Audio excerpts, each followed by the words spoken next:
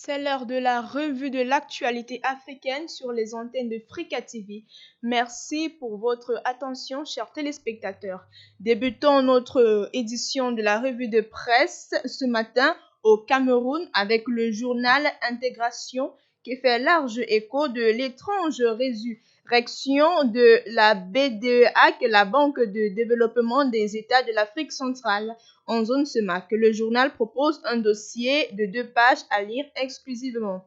Transformation locale du cacao, Kekem confirme ses ambitions, nous le fait apprendre le journal à capitaux public camerounais.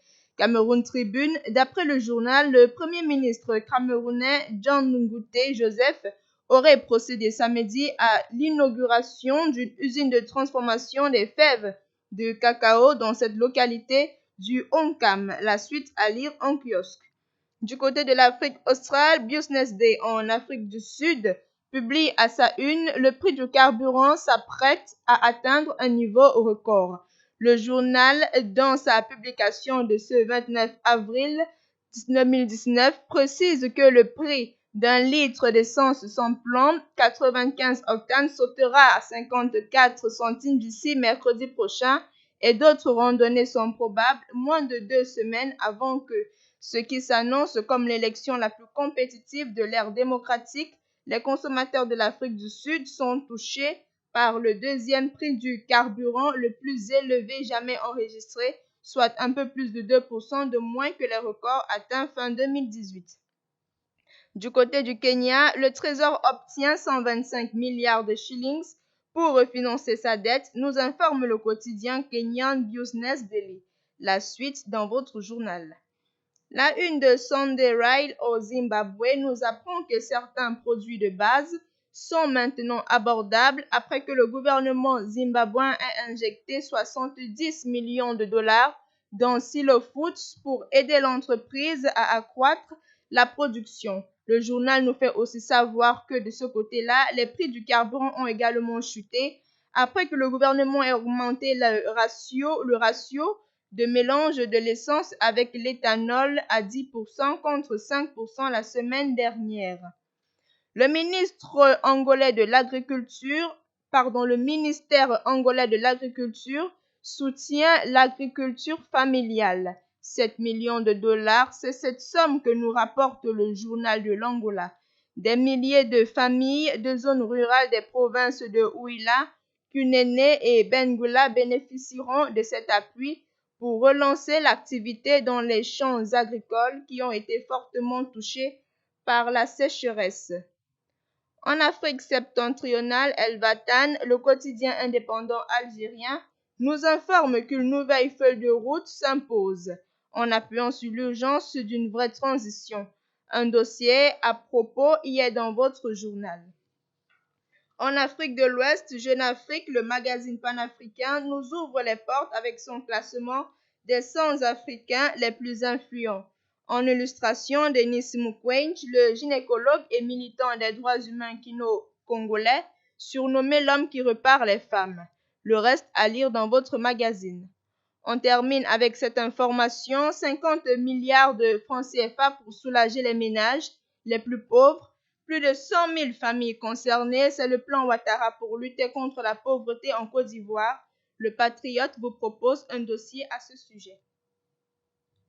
De retour donc sur ce plateau, c'est le moment du commentaire de quelques-unes traitées par la presse. Et pour ce faire, je suis accompagnée sur ce plateau par Missy Ferdinand qui est économiste. Bonjour monsieur Missy Ferdinand et bienvenue sur le plateau de la revue de presse. Bonjour mademoiselle Balema, merci de m'inviter sur votre plateau une fois de plus.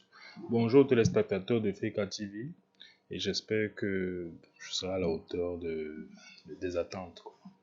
Nous allons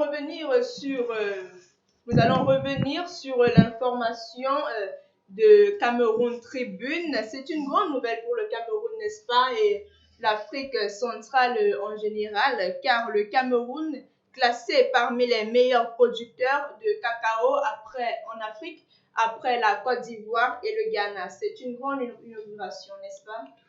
Oui, bien sûr, l'inauguration de l'usine de transformation de cacao de Kekem néo-industrie de Kikem, bon, est un souffle nouveau dans notre économie et un appel aussi à- aux différents industriels hommes d'affaires parce qu'on avait l'habitude de produire et d'exporter le cacao à l'état brut. Aujourd'hui, le cacao est produit et transformé sur place. C'est une innovation, c'est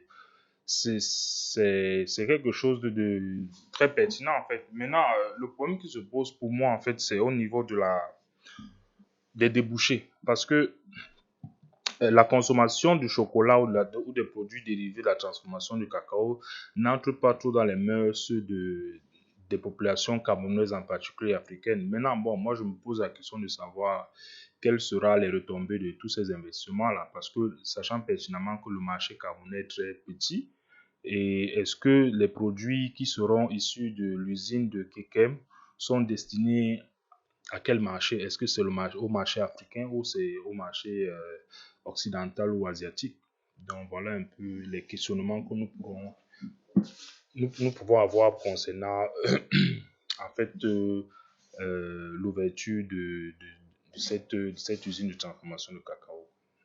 700 emplois directs et 1000 autres indirects avec une capacité de traitement de 30 000 tonnes de cacao à l'année. Qu'en dites-vous?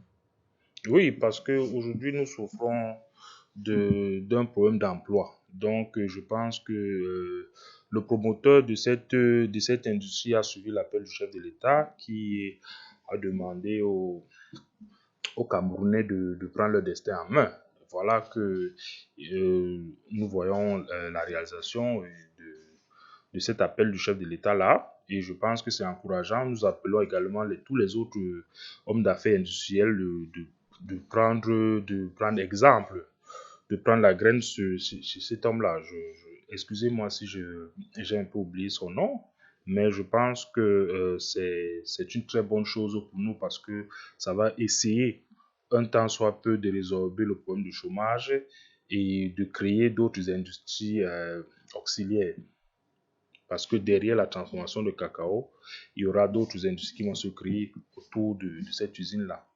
Donc, véritablement, je pense que c'est une bouffée d'oxygène pour l'arrondissement de Keke.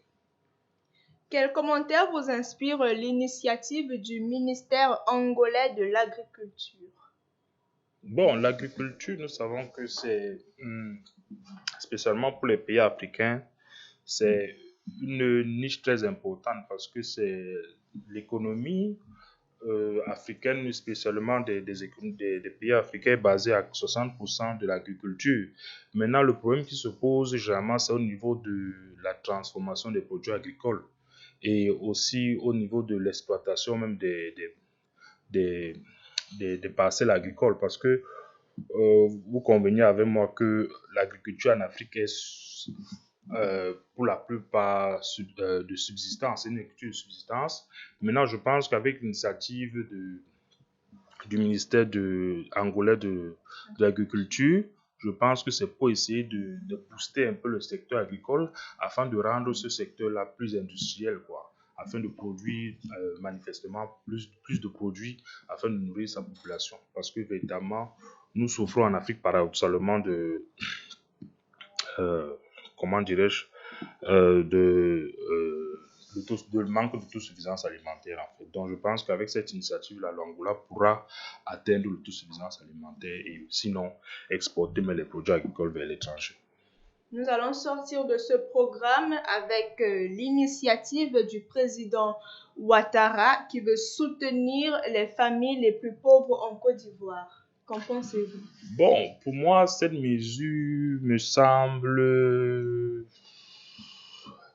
pas très opportune dans la mesure où s'il faut suivre le proverbe, il y a un proverbe chinois qui dit il vaut mieux apprendre un homme à pêcher que de donner le poisson parce que cette mesure-là, pour moi, elle est temporaire parce qu'après avoir reçu l'argent, que feront ces familles avec l'argent qu'elles recevront? Elles pourront s'acheter des biens de première nécessité, mais est-ce que dans le temps, dans le long terme, cette mesure-là pourra essayer d'alléger un temps soit peu la souffrance de ces familles?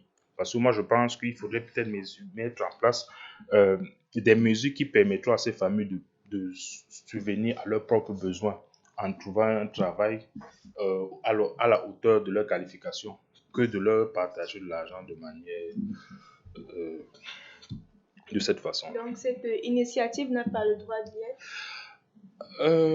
Bon, je ne saurais me mettre à la place de l'initiateur de cette mesure. Cependant, moi, en tant qu'économiste, je pense qu'il serait préférable de mettre en place des industries ou bien des commerces pour permettre à ces familles d'être autosuffisantes. Bien, Monsieur Ferdinand, nous vous remercions d'avoir honoré de votre présence sur le plateau de la revue de presse sur Frika TV. C'est ici que s'achève cette édition, chers téléspectateurs. Rappelez-vous de vous abonner à notre page YouTube et surtout de toujours liker nos vidéos. Nous nous retrouvons prochainement pour une nouvelle édition de la revue de presse. Merci.